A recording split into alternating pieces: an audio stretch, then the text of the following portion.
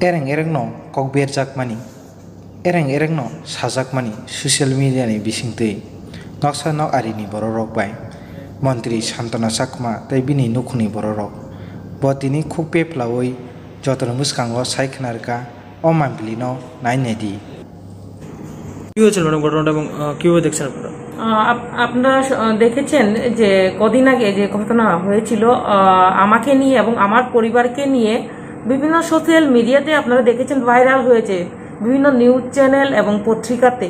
সেই ব্যাপারে আমি বলতে চাই, গতকাল মঙ্গলবার ছিল, তো আমাদের চাকমা সামাজিক আমাদের পঞ্চায়েত আছে, তো সেই ক্ষেত্রে তো ওনারাও চেয়েছেন যে পঞ্চায়েতে আগে সেই ব্যাপারটা দেখার জন্য। তো আপনারা জানেন যে সেই ব্যাপারটা ছিল অনেকই হইচই হয়েছে, আমরা দেখেছি, আপনারাও দেখেছেন, আমরাও দেখেছি মিডিয়ার মাধ্যমে। তো সেখানে বলা হয়েছিল যে মন্ত্রী চাকমার দুই ভাই এবং মা, তো আমার নাম জড়িত ছিল, যে আমাদের পরিবারের লোক নাকি পাশের বাড়ি যে টুনু মাস্টার ওনার ওয়াইফ রুমা চাকমা, উনি অভিযোগ এনেছেন যে আমরা নাকি ওনাদের বাড়িতে হামলা করেছি। তো সেই ক্ষেত্রে যে গতকাল যে আমাদের চাকমা সামাজিক পঞ্চায়েত বসেছিল, সেখানে সম্পূর্ণভাবে ওনাদেরকে আমাদের চাকমা সামাজিক পঞ্চায়েত সেই ঘটনাকে ওনারা যে মিডিয়াতে বলেছিলেন সেটাকে সম্পূর্ণ ভিত্তিহীন বলে ওনারা এবং লিখিতভাবে সেটাকে দিয়েছেন। এবং ওনারা প্রায় সময় মদমুক্ত অবস্থায় আমাদের বাড়িতে এবং কি আমাদের পরিবারকে এবং পরিবেশকে নষ্ট করছে বিভিন্ন মদমুক্ত অবস্থায়। তো সেটা দীর্ঘদিন যাবৎ চলে আসছিল এবং এর আগেও দুইবার আমাদের চাকমা সমাজে যারা রয়েছেন, যারা ওইখানকার অভিজ্ঞ ব্যক্তি এবং বুদ্ধিজীবী, ওনাদেরকে সেই ব্যাপারে ওনাদের নজরে আনা হয়েছিল এবং সেই ব্যাপারটা দুবার সেটাকে মীমাংসা সেটাও হয়েছিল এবং সেখানেও ওনারা বলেছিলেন যে ওনাদের ভুল হয়েছে আর দ্বিতীয়বার এই ধরনের কিছু করবেন না, সেটা মৌখিক ছিল। তো এবারে লিখিতভাবে এবং আমাদের পেছারতল কমলাপুর যে চাকমা সামাজিক পঞ্চায়েত রয়েছেন সমস্ত লোকেরা কালকের দিনে উপস্থিত ছিলেন এবং ওনারা বলেছিলেন যে লিখিতভাবে বলেছেন এই ধরনের ঘটনা আর কখনো করবেন না এবং মন্ত্রীর বিরুদ্ধে এবং যে মন্ত্রী শান্তনা চাকমার দুই ভাইয়ের বিরুদ্ধে এবং মায়ের বিরুদ্ধে যে অভিযোগ আনা হয়েছে সম্পূর্ণ সেটাকে ভিত্তিহীন বলা হয়েছে এবং সেখানে আপনারা ভিডিও যদি দেখেন তাহলে আপনারা দেখতে পারবেন। এবং যে আমাদের চাকমা সামাজিক যে পঞ্চায়েতে লিখিতভাবে আকারে সেখানে আছে, যদি সেটাও আপনারা দেখতে চান তাহলে সেটাও আপনারা অবশ্যই সেটাকে তদন্ত করে সেটাও আপনারা জেনে নিতে পারবেন। কেননা সকলেই অবগত রয়েছেন যে শান্তনা চাকমার যে আমি শান্তনা চাকমা আমাদের পরিবার যে আমরা কি রকমের যে আমাদের পরিবার সেটা সকলেই অবগত আছে যে কয়েকজন লোকে মদমুক্ত অবশ্যই যাই বলবেন সেটাকে যে জনগণ বিশ্বাস করবে সেটা নয়। আজকে ওনারা সোশ্যাল মিডিয়াতে বিভিন্নভাবে দিয়েছেন, আমি যদি সত্যিকারের যদি মন্ত্রী পদ যদি আমি ব্যবহার করতাম তাহলে আজকে তাদের সোশ্যাল মিডিয়া থেকে শুরু করে আজকে ওনাদের জেলে থাকতে হতো, হয়তো বিভিন্ন শাস্তি হতো। তো আজকে আমি সাধারণ ঘরের মেয়ে, তার জন্য আজকে তাদেরকে আমি ক্ষমার দৃষ্টিতে দেখেছি, যেহেতু আমাকে পঞ্চায়েত বলেছেন যে একবার তাদেরকে পঞ্চায়েতের মাধ্যমে সুযোগ দেওয়া, তার জন্য আমি সুযোগ দিয়েছি, তাদেরকে আমি অ্যারেস্ট করাইনি।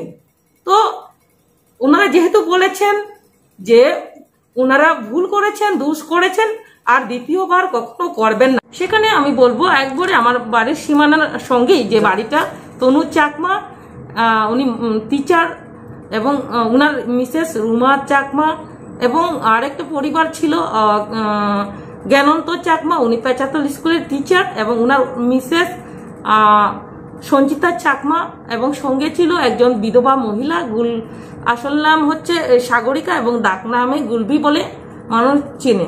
সকলেই অবগত আছেন যে ওনারা কোন ধরনের লোক এবং নেশাগ্রস্ত থাকেন কিনা।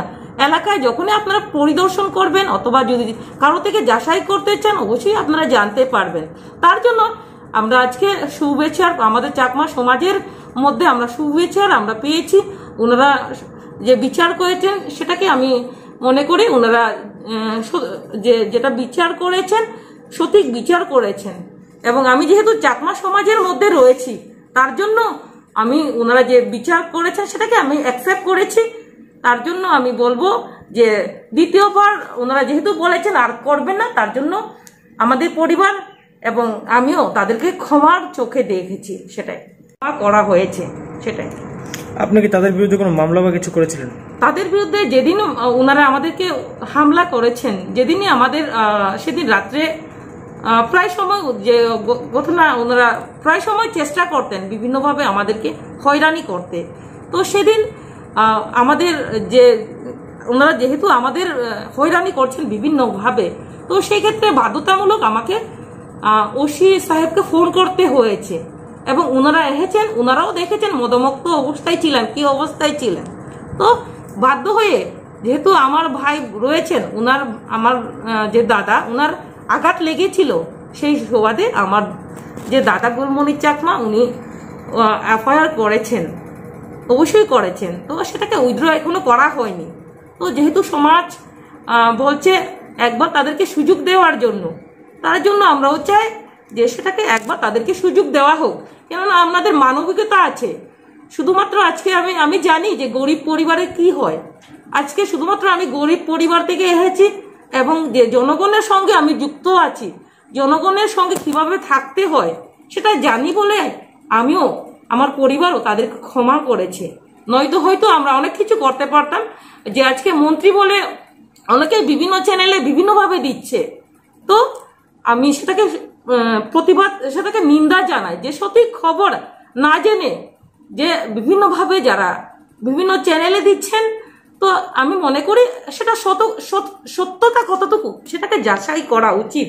কেননা যে যাই বলবে সেটা সে সত্যি হবে। তার জন্য আমি বলবো যে আপনারা যাই দেবেন, যাই জানবেন, দুনো পক্ষ থেকে জানা দরকার। এবং সঠিক কি সেটাকে যে কোনো একটা নিউজ যখনই পপুলারিটি পাবে, সেটাকে মানুষের চাহিদা বাড়বে, তখনই বাড়বে যখনই সেটা সঠিকভাবে প্রকাশিত হবে, তখনই সেটাকে মানুষের যে সেটা সঠিক তথ্য বলে সেটার চাহিদা বাড়বে।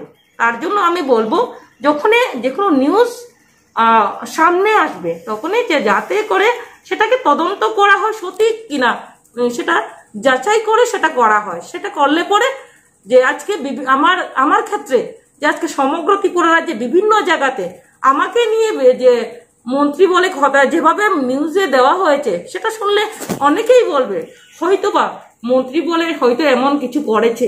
কিন্তু যদি বাস্তবে গ্রাউন্ড লেভেলে যদি আপনারা যান তাহলে বুঝতে পারবেন যে শান্তনা চাকমা কেমন মেয়ে এবং ওদের পরিবার কেমন, সেটা আপনারা জানতে পারবেন। সেটা মুখে আমি বলার প্রয়োজন বলে আমি মনে করি না।